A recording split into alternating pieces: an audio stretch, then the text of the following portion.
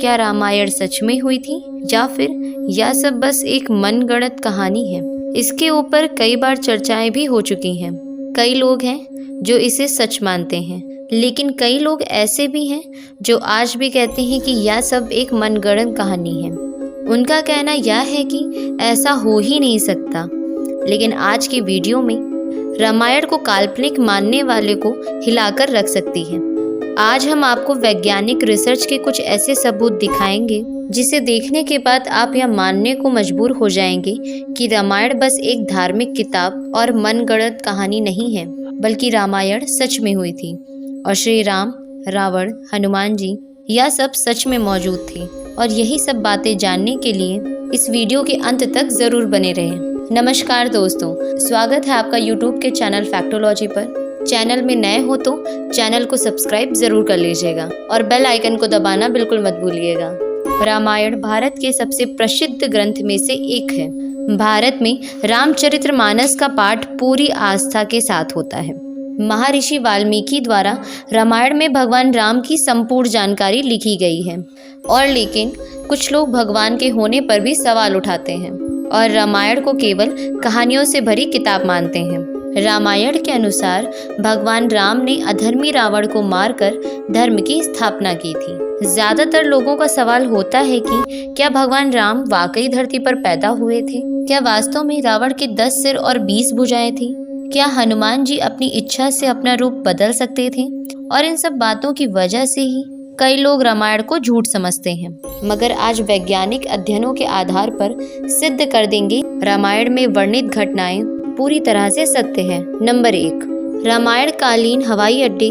जितना हम रामायण को भारत में मानते हैं, उससे भी ज्यादा श्रीलंका में माना जाता है, और इसीलिए श्रीलंका में रामायण अनुसंधान टीम ने रावण के रामायण काल के 4 हवाई अड्डों को खोज दिया है।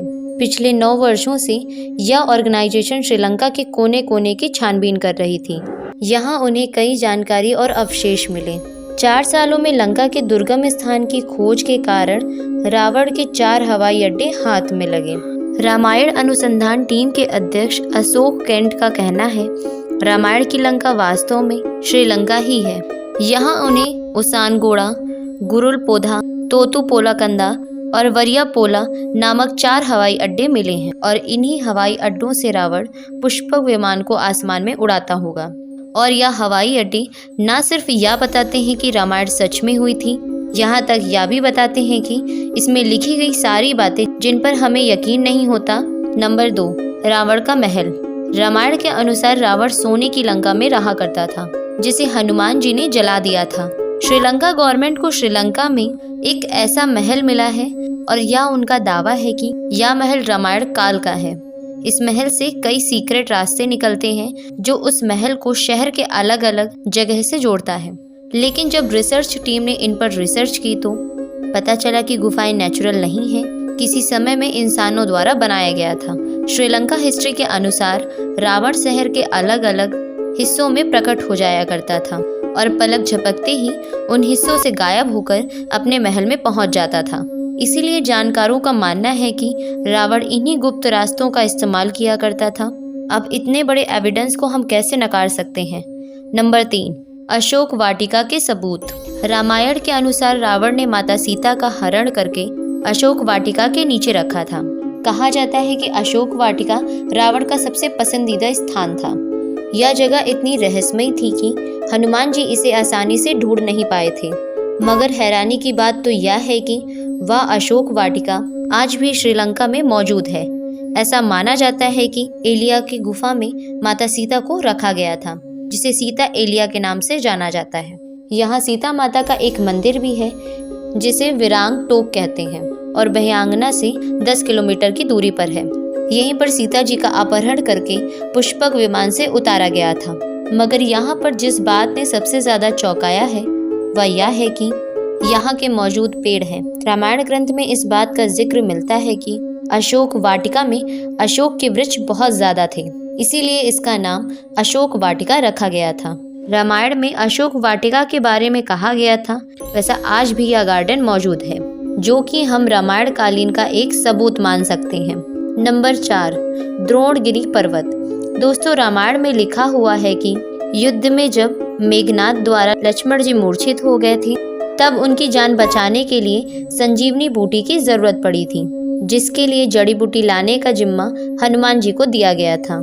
तब हनुमान जी जड़ी बूटी लाने के लिए द्रोणगिरी पर्वत पर गए थे, पर जब हनुमान जी को संजीवनी बूटी के बारे में पता नहीं चला तो वह द्रोणगिरी पहाड़ के टुकड़े को ही उठाकर ले आए थे। मान्यताओं के अनुसार यह वही पहाड़ है जो आज भी वहां पर मौजूद है। कुछ लोग इसके बारे में कहते हैं कि आज भी उस पर्वत पर वह निशान मौजूद है जहां से हनुमान जी ने उसे तोड़ा था। जड़ी बूटी देने के बाद हनुमान जी ने इस पहाड़ के टुकड़े टुकड़े श्रीलंका में फेंक दिया था। जहां जहां इस पहाड़ के टुकड़े गिरे वहां के पेड़ पौधे और जड़ी बूटी बाकी जगहों से अलग होती हैं, और सच में श्रीलंका में कई कमाल की जड़ी बूटियां मिलती हैं।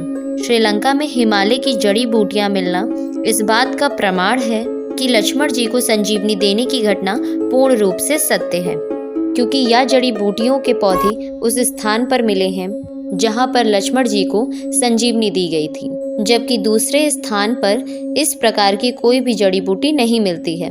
नंबर 5, रामायण सच में हुआ है या नहीं, इसका सबसे बड़ा प्रूफ राम सेतु है। राम सेतु को एडम्स ब्रिज भी कहा जाता है। इसके बारे में पक्का सबूत तब मिल गया जब नासा ने सैटेलाइट तस्वीरें जारी की। पैसिफिक ओशियन की तस्वीरें में कुछ ऐसा था जिसे देखकर वैज्ञानिक भी हैरान रह गए। पैसिफिक ओशियन के हिस्से में साफ तौर से पत्थरों की एक लाइन बनी हुई नजर आ रही थी। जब साइंटिस्ट ने इस तस्वीर पर ज्यादा स्टडी की तो पता चला कि यह लाइन पत्थरों से बनी हुई है। भारत के धनुषकोटी से श्रीलंका के मन्नार द्वीप तक बनी हुई है, जो लंबाई में करीबन 30 किलोमीटर तक है। पैसिफिक ओशियन में जिस हिस्से में नासा के वैज्ञानिकों के पत्थर से बना हुआ पुल नजर आया था, यह वही जगह है जिसका जिक्र रामायण में मिलता है। और अमेरिका के एक आर्कियोलॉजिकल रिसर्च टीम ने भी अपने रिसर्च में इस बात का दावा किया था कि तमिलनाडु और श्रीलंका के बीच मौजूद राम सेतु यह असल में एक मैनमेड ब्रिज है, जो कई हजार साल पहले इंसानों ने बनाया था। माना जाता है 15 शताब्दी तक यह पैदल पार करने लायक था, लेकिन इतना ज्यादा समय बीत जाने के कारण यह पुल अपने पूर्ण स्वरूप में नहीं रहा। वैज्ञानिक दृष्टिकोण से इस फैक्ट को हम अपने रामायण के आवेदन के रूप में देख सकते हैं। नंबर 6, सुग्रीव की गुफा। बाली के डर से सुग्रीव जिस गुफा में रुके थे वह गुफा आज भी मौजूद है। रामायण के अनुसार बाली ने दुंदुमी नामक राक्षस को मारकर उसका शरीर कुछ दूर पर फेंक दिया था। हवा में उड़ते हुए दुंदुभी के खून की कुछ बूंदें मातंग ऋषि के आश्रम के ऊपर गिर गईं। तब ऋषि ने अपने तप के बल से जान लिया कि यह किसकी हरकत है। फिर क्रोधित ऋषि ने बाली को श्राप दिया था कि वह कभी भी ऋषि के पर्वत के क्षेत्र में आएगा तो उसकी मृत्यु हो जाएगी। सुग्रीव को राज्य से निकाले जाने पर वह इसी जगह पर आए थे, क्योंकि वह जानते थे कि बाली यहाँ पर नहीं आ सकता। यहीं पर उनकी मुलाकात राम जी से भी हुई थी और बाद में राम जी ने बाली का वध भी किया था और सुग्रीव को किष्किंधा का राज्य सौंप दिया था, और वह सारी गुफाएं आज भी मौजूद हैं। नंबर 7, राम सेतु के पत्थर। भगवान राम ने समुद्र को पार करने के लिए जिन पत्थरों का उपयोग किया था, बंदरों की सहायता से लंका तक पुल बना दिया था। कहा जाता है कि इस पुल के माध्यम से श्री राम की पूरी वानर सेना रावण से लड़ने लंका गई थी। मगर हैरानी की बात तो यह है कि राम सेतु में इस्तेमाल किए जाने वाले पत्थर आज भी मौजूद हैं। राम सेतु के पत्थर पानी पर तैरते थे। रामेश्वरम में सुनामी के दौरान कुछ पत्थर जमीन पर आ गए थे। शोधकर्ताओं ने जब उन्हें दोबारा पानी में फेंका तो वह तैर रहे थे, जबकि दूसरे पत्थर पानी में डूब जाते हैं। शोधकर्ताओं के अनुसार इसके लिए एक विशेष प्रकार के पत्थर का इस्तेमाल किया गया था, जिसे विज्ञान की भाषा में प्यूमाइस स्टोन कहते हैं। यह पत्थर पानी में नहीं डूबता और तैरने वाला है। पत्थर ज्वालामुखी के लावा से आकार लेते हुए अपने आप में बनता है। ज्वालामुखी से बाहर आता हुआ लावा जब वातावरण से मिलता है तो उसके साथ ठंडी या उसके कम तापमान की हवा मिल जाती है। यह गर्म और ठंडे का मिलाप ही इस पत्थर में कई तरह से छेद कर देता है, जिस कारण यह पत्थर पानी में नहीं डूबता है। अब इन पत्थरों के पीछे का विज्ञान भी रामायण के समय उनको पता था। उन्होंने इस तकनीक का उपयोग राम सेतु को बनाने में किया था। यह रामायण का एक पुख्ता और मजबूत सबूत है। नंबर 8, जली हुई लंका के सबूत। रामायण ग्रंथ के अनुसार हनुमान जी ने लंका के सोने की नगरी को जला दिया था। अभी भी कुछ ऐसे एविडेंस मिले हैं जिन्हें लेकर कहा जा रहा है कि लंका के जलने के सबूत आज भी वहां पर मौजूद हैं। जिस जगह पर श्रीलंका को जलाया गया था वहां की मिट्टी आज भी काली है, बल्कि वहां के आसपास की मिट्टी वैसी ही है जैसे कि नॉर्मल मिट्टी का होना चाहिए।